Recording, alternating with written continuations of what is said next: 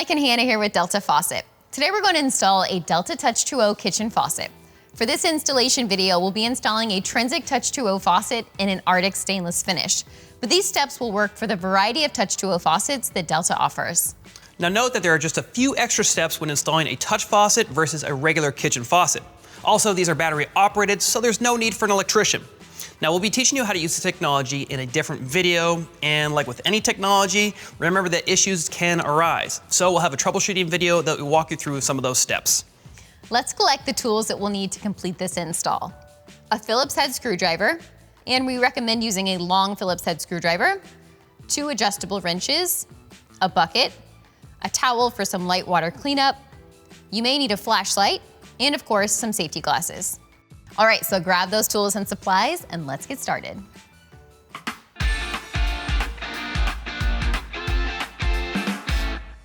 The first step is mounting the faucet to your sink or countertop.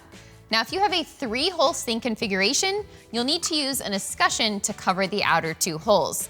Now, for our sink, we have a single hole for the faucet, so we won't need to use the escutcheon.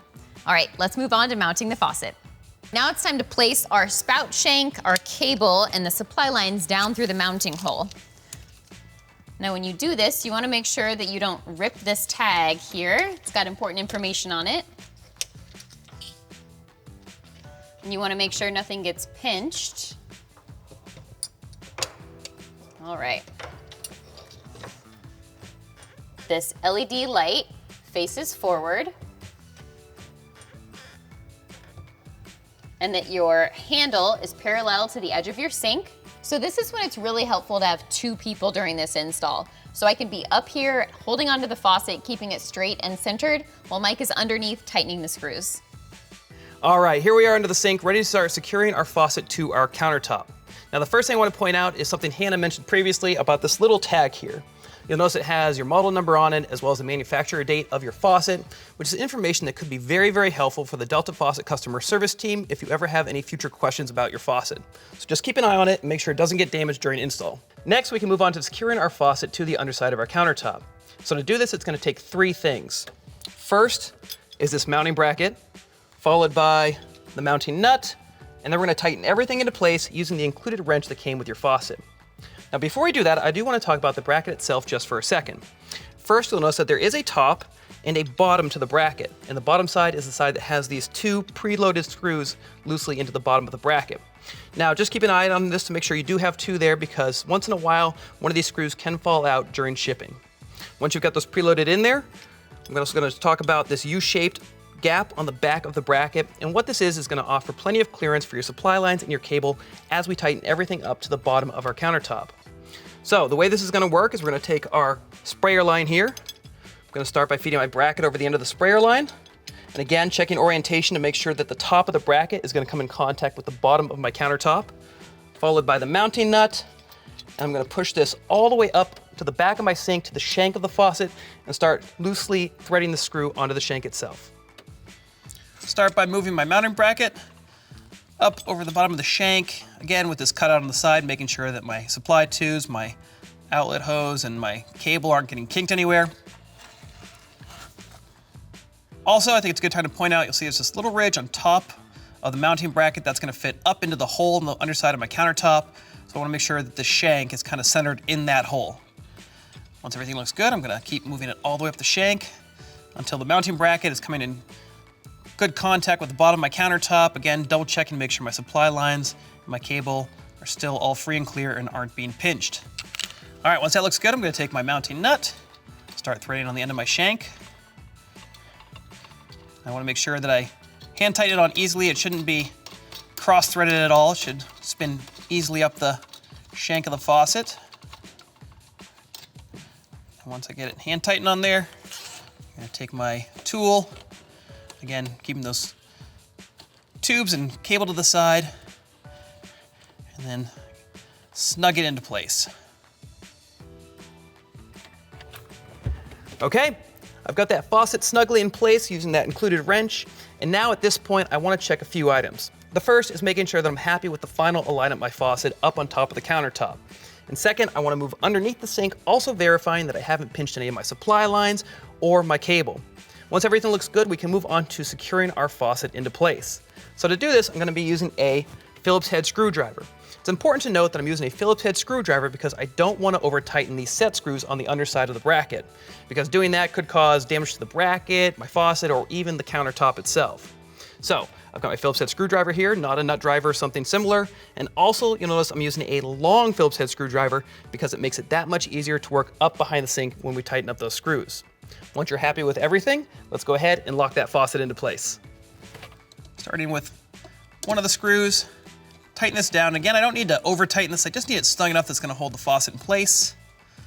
And then going to the other screw, tightening that one down as well till it's snug. And I think it's a good idea to just go back to the first one. Just double check to make sure that's nice and tight against the bottom of my cabinet. All right, and that's locked our faucet into place now.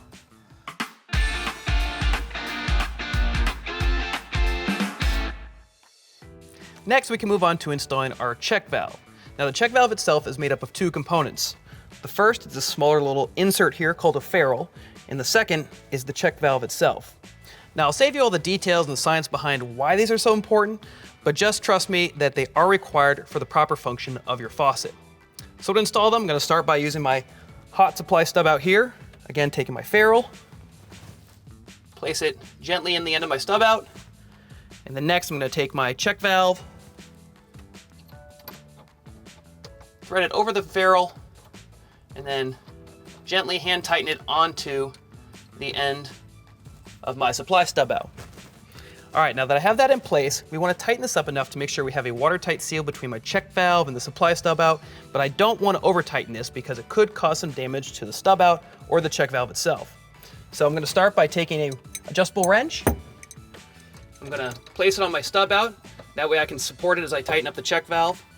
And when I tighten up this check valve, I'm only going to go one full rotation all the way around. That should be enough to make sure I'm getting a nice seal between the check valve and the stub out. So I'm going to take my second wrench, place it over my check valve, making note of the location I'm starting in it, and then give it one rotation to ensure I have a watertight seal with my stub out. That wraps up the hot side. Now I'm gonna repeat the same exact steps for the cold side, and they'll be ready to move on.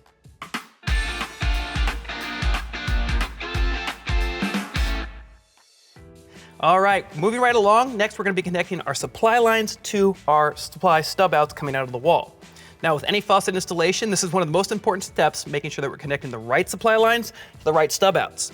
So Delta's helped us out with this by color coding the ends of our supply lines here. You'll see I have a red side for hot and a blue side for cold.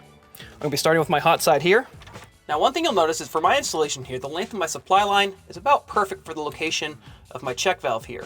However, if say your installation at home, the check valve was facing up, the supply line might feel just a little bit too long. So to help with this, one thing you can do is form a spiral in the line itself, which will make it a little bit shorter. Or if you even need it shorter than that, another thing you can do is actually form a loop in the supply line. However, if you do have to loop this all the way around, we just want to make sure that this diameter of the loop itself isn't any less than 8 inches across, because that could cause a kink in your line, which might lead to a flow issue. Once everything looks lined up, I'm going to hand tighten the end nut here to begin making the connection between my supply line and my hot side check valve. We're going to be tightening up our supply line to our check valve, similar to what we did for the check valve, rotating that nut one full rotation to make sure we have a snug watertight seal, but not so tight that we could cause damage to the supply line or the check valve. So just like before, I'm going to be using 2 wrenches, placing one wrench on the check valve to hold it in place, and then a second wrench over the end of the supply line nut. I'm going to make note of the location that I'm starting in, and then rotating the nut one full rotation just to help ensure a watertight seal. That wraps up the hot side. Now I'm going to repeat the same exact steps for the cold side.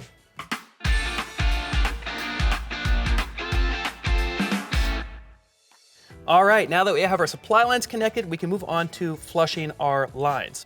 Now what this means is basically letting water run through my system, up through my supply lines, through the faucet, and then back down through the outlet tube, directing that flow of water into a bucket. And the reason for this is that will help clear any debris that may have gotten in our system during the installation phase, because that debris could affect the performance of the faucet if we don't get it out of there. So the way we're gonna do this is first making sure that my faucet is in the on and full mix position up on top of the countertop. So the full mix means basically halfway between the hot and the cold sides. Once that's done, I'm gonna come back under here, place my bucket under the outlet tube and hold on to it to make sure I'm directing the flow of water into the bucket. Once I'm all ready, I'm gonna slowly turn on both my hot supply stop and my cold supply stop, which will start the water flowing.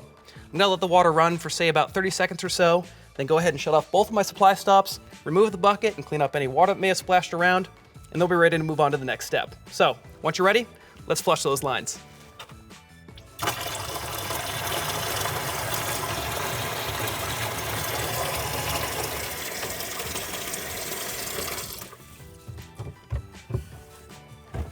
Okay, so we've flushed our lines now, so at this point I'm gonna take my bucket out, clean up any water that may have splashed around in here, and they'll be ready to move on to the next step.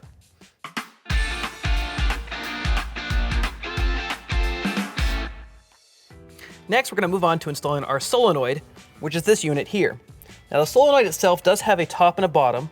The top is this attached blue clip side with a little hole that the outlet tube that we just used to flush our lines is gonna fit into. So we're gonna be pushing this up on the end of the outlet tube and then clipping it into place with that blue clip. All right, we're gonna push our solenoid onto the bottom of that outlet tube, top of the solenoid being the side that has that blue pivot clip. Push them together until they're tight, and then clip the pivot clip into place until it snaps. I think it's a good idea to give it a little tug down just to confirm I've got a good connection there.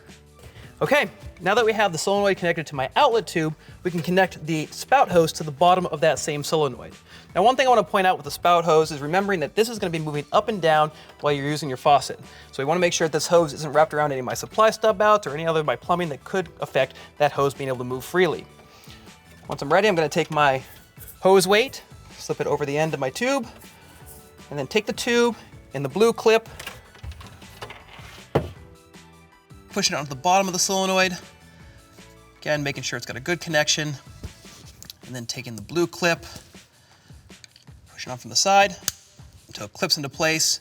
I like to give it just a little bit of a tug down to ensure everything's connected well. Okay, that wraps up all of our water connections. So now we can move on to connecting our wires.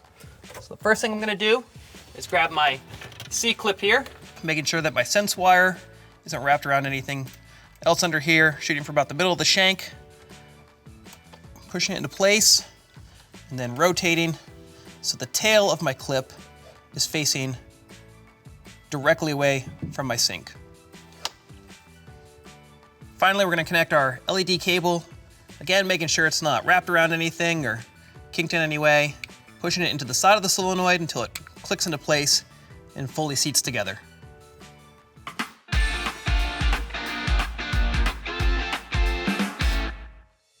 Your faucet can be powered by C batteries or with AA batteries. For a longer battery life, you'll want to use C batteries, and to do that, you'll take out this insert from the battery container and then load your batteries in. If you want to use AA batteries, which are included with your faucet, you put the insert in and then load the batteries according to this guide on the outside of the container. Just like that. Now on the battery container itself, I do want to point out that it does have a top and a bottom. The top is the smooth side, and the bottom is the side that has these little feet that the container will sit on. We're connecting it to our cap. We want to make sure that the side that has the wire coming out of it is facing the top of the container. We're going to make sure that those little clips on each side of the container fit into the side of the cap, and that it snaps into place to make a nice, tight connection. Now the position of your battery container is extremely important for the function of your faucet. We're going to make sure that it's sitting on the floor of your cabinet, that it's got 2 inches of clearance from any back wall or side walls, as well as anything metal or any power sources. So I'm gonna place it in the back corner here, making sure I have plenty of clearance. Also, we wanna make sure that the power wire running from the battery pack to the solenoid isn't wrapped around anything else underneath the sink and has plenty of clearance away from anything else metal or a power source that could cause some interference.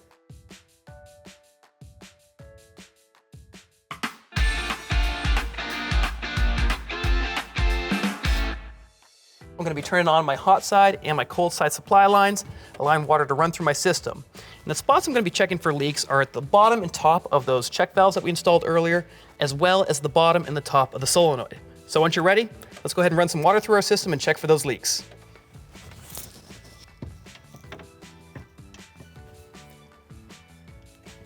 Okay, everything looks great under here with no signs of any leaks. So now we're ready to move on.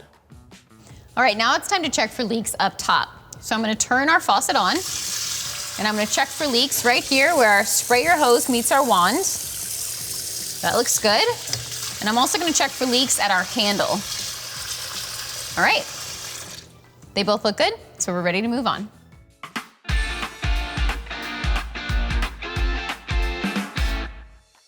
All right, the final step of this install is to check for functionality.